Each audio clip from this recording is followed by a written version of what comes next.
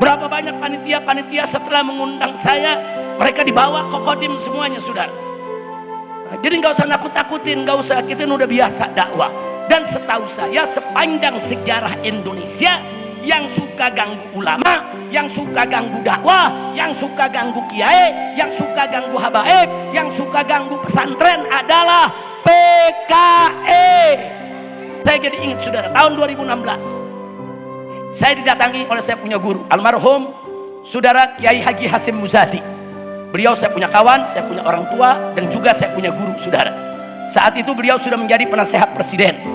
Beliau datang ke Petamburan. Habib Rizik, saya mau bicara penting. Ini nggak boleh dibiarkan. Ada apa Pak Kiai? Saya sekarang penasehat presiden, Habib. Saya nggak bisa lagi bicara di atas mimbar untuk mengkritik pemerintah. Karena saya udah ketemu presiden, saya bicara langsung dengan presiden. Saya nggak bisa lagi, Habib, ikut demo, ikut aksi, atau bicara-bicara di forum terbuka. Nggak bisa, Habib. Tapi saya punya informasi penting, Habib mesti bergerak. Saya tanya, apa informasinya Pak Kiai? Ini di 2016, saudara. Di bulan Juni dan Juli, saudara. Beliau katakan bulan ini, Habib, ada delegasi-delegasi menghadap presiden.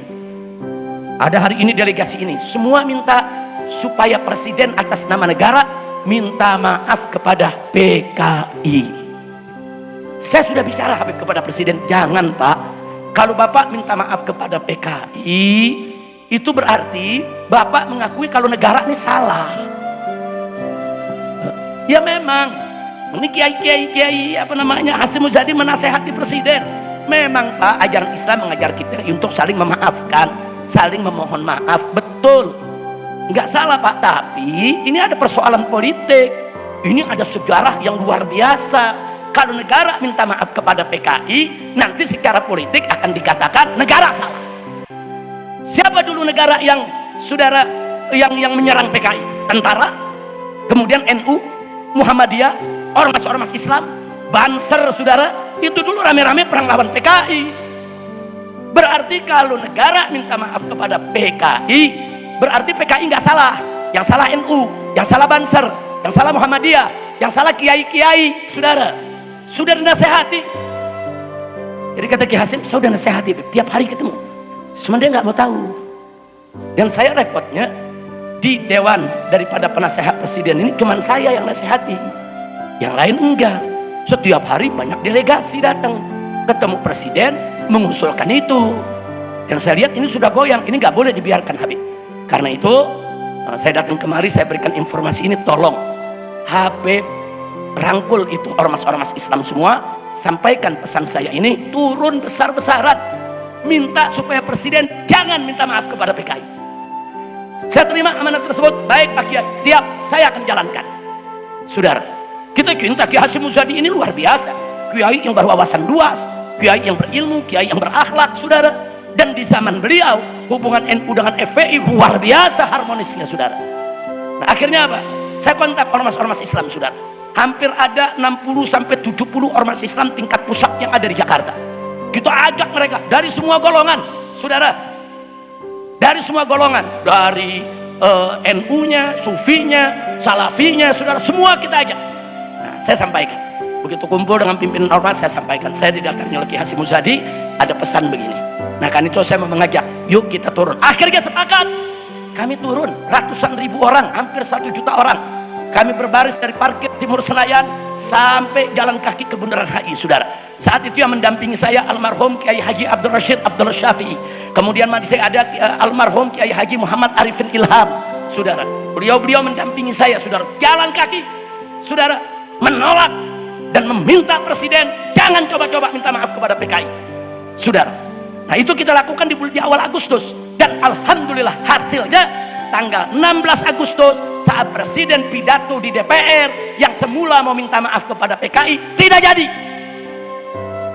Nah, setelah itu saya dipanggil oleh Kiai Hasyim Muzadi, Habib saya mau ketemu. Nah, kita ketemu lagi, saudara. Nah, beliau mengucapkan terima kasih, kirim salam buat ormas-ormas Islam yang lain, dan beliau sampaikan ini di istana udah nggak ada lagi cerita-cerita minta maaf, tapi beliau pesan, tolong Habib perhatikan terus. Saya khawatir nanti ke depan umur saya tidak panjang, nanti kiai-kiai sibuk ngajar di pondok pesantren, nggak dapat informasi, akhirnya nanti suatu saat bisa jadi presiden tetap minta maaf kepada PKI. Ternyata dugaan beliau terbukti, saudara. Setelah 3,5 tahun saya hijrah ke Mekah.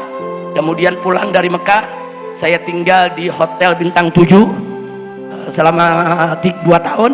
Setelah itu saya keluar, saya nggak boleh keluar kota selama 2 tahun lagi. Nah, waktu saya di penjara tahun 2021, secara resmi Presiden Jokowi mengeluarkan keputusan presiden bahwa negara meminta maaf kepada Partai Komunis Indonesia.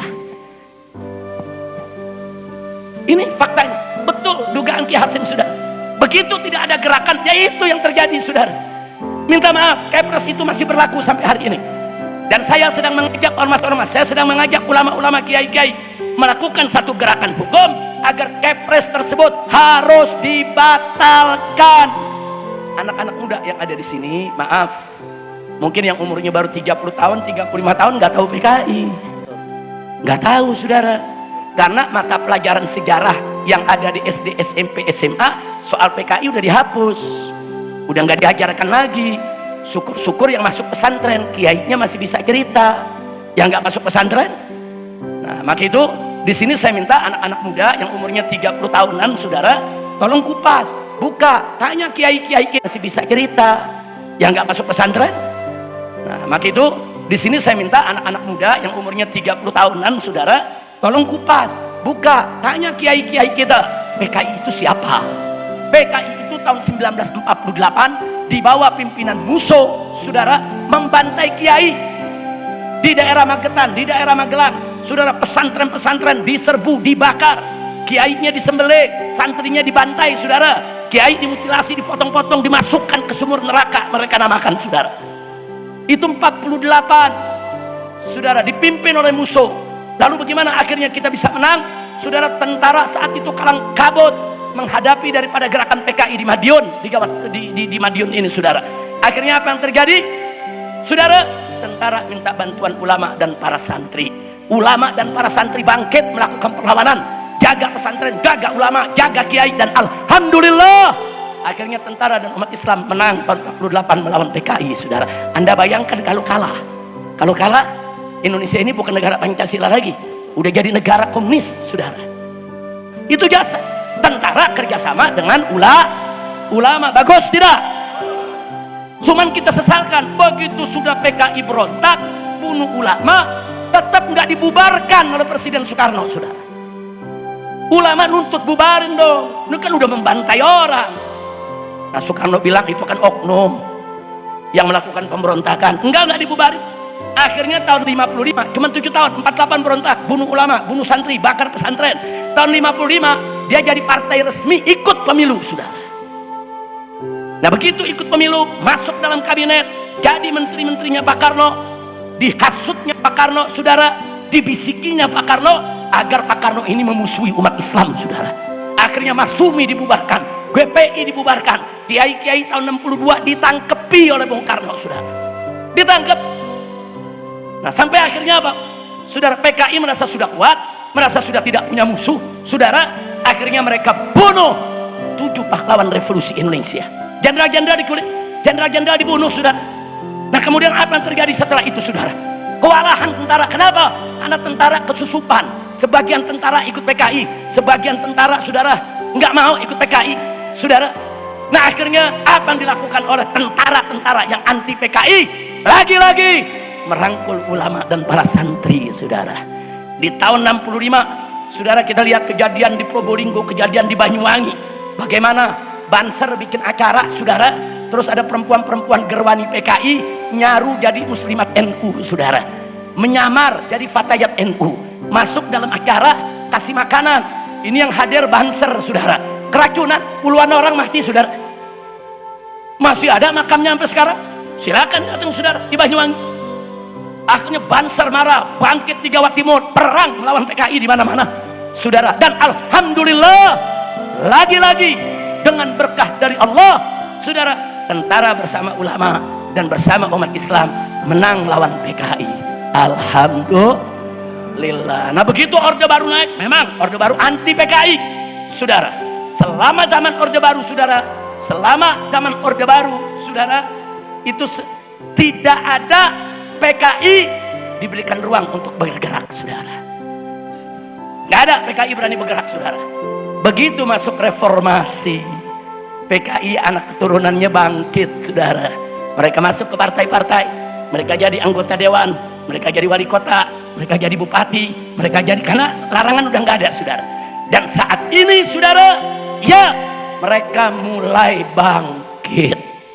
Nah, jadi saya hanya ingin mengingatkan di sini, kita tidak menuduh sembarang orang, saudara, sebagai PKI, tapi lihat aja dia punya motif gerakannya, modusnya. PKI dulu benci ulama, PKI dulu benci habaib, bahkan PKI dulu benci Arab, saudara.